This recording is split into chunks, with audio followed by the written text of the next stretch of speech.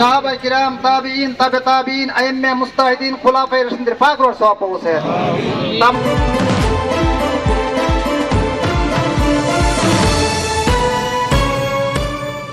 আপনারা দেখছেন নবীনগর নিউজ।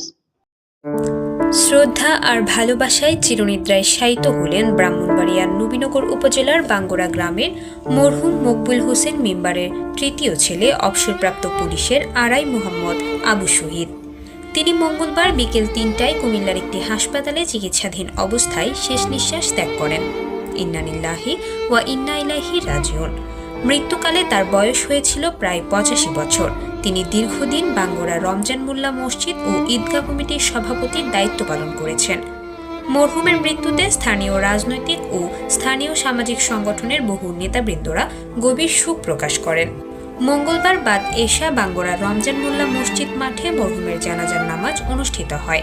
এ সময় জানাজার নামাজের পূর্বে বক্তব্য রাখেন জিনুদপুর ইউনিয়ন পরিষদের চেয়ারম্যান রবিউল আওয়াল রবি, সাবেক ইউপি চেয়ারম্যান শাহ আলম সরকার, বিএনপি নেতা মিজানুর রহমান মজনু সরকার, যুবদল নেতা শামীম মিয়া, বিশিষ্ট ব্যবসায়ী হারুনুর রশিদ, মাওলানা মোহাম্মদ হেলাল উদ্দিন, মরহুমের মেয়ের জামাতা আব্দুল মোমেন, জসিমউদ্দিন, ময়নাল হোসেন, আনোয়ার হোসেন টিটু, মোহাম্মদ সোহেল সহ আরও অনেকে। এছাড়াও মরহুমের পরিবারের সদস্যরাও জানাজার নামাজে অংশ নিতে মুরাদনগর ও নবীনগর উপজেলা সহ দূরদূরান্ত থেকে হাজার হাজার মুসল্লিরা ছুটে আসেন।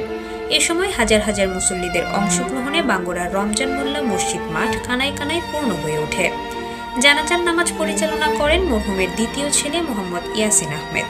জানাজার নামাজ শেষে মরহুমের রুহের মাগফিরাত কামনায় দোয়া মোনাজাত পরিচালনা করেন মাওলানা মোহাম্মদ হেলাল উদ্দিন।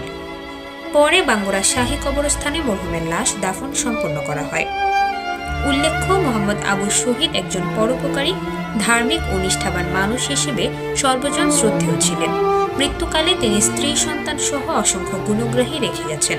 তার মৃত্যুতে পরিবার সহ এলাকায় শোকের মাতম চলছে।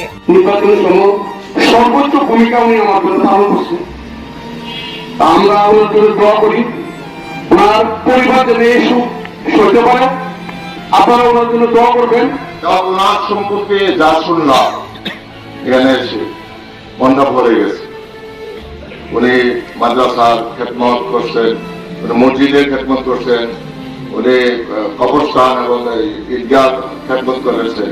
ওনার আমল আখলাক আপনারা সবাই জানেন, অত্যন্ত ভালো একজন আমলি লোক ছিলেন এবং যখনই গ্রামের কোন ক্রান্তিকালে আসতো ওনাকে ডাকলে সবসময় উনি ঝাঁপিয়ে পড়তেন। নিজস্ব প্রতিনিধি কাউসার আলমের পাঠানো তথ্যচিত্রে নবীনগর নিউজ।